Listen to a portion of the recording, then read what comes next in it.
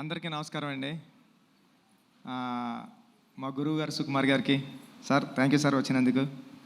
ఏం మాట్లాడడానికి ఏమీ లేదండి, సింపుల్గా చెప్పేస్తాను. ఏప్రిల్ 30ని రానందుకు క్షమించండి, జూన్ 4న వస్తున్నందుకు ఆశీర్వదించండి. Thank you so much.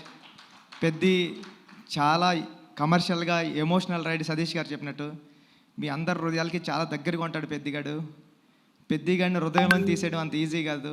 Thank you అండి, thank you so much. June 4న నా ప్రేమనంతా చరణ్ సార్ మీద చూద్దరు, కానీ ఈ అవకాశం ఇచ్చిన చరణ్ సార్కి థ్యాంక్ యూ సో మచ్ అండి. Thank you sir.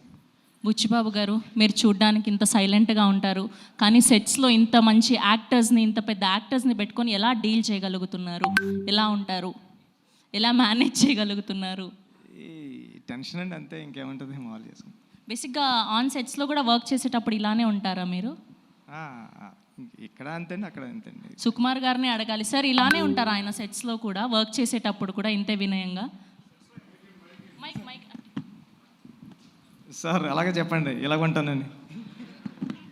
సెట్స్లో ఇంకా వినయంగా ఉంటాడు, కానీ విశ్వరూపం కూడా ఉంటుంది. బికాజ్ ఒక డైరెక్టర్కి అంత కమాండ్ ఉంటే కానీ చేయలేరు కదా. So there are 2 sides. So డైరెక్టర్గా ఉన్నప్పుడు విశ్వరూపం ఉంటుంది, మళ్ళీ షార్ట్ అయిపోతే ఇలాగే ఉంటాడు. కనిపించని 4వ సింహం 2వ సింహం లాగా సెట్స్లో వేరే బుచ్చిబాబు గారు కనిపిస్తారనమాట. ఓకే, సో ఈ వేదికగా రామ్ చరణ్ గారి ఫ్యాన్స్కి ఏమైనా చెప్పాలి అనుకుంటున్నారా? చరణ్ సార్ని దీంట్లో పెద్ద క్యారెక్టర్లో చరణ్ సార్ని మర్చిపోవడం అంత ఈజీ కదండి. చాలా అంటే చాలా మీరు ఇష్టపడిపోతారు పెద్ద క్యారెక్టర్ని. థ్యాంక్ యూ అండి, థ్యాంక్ యూ సో మచ్.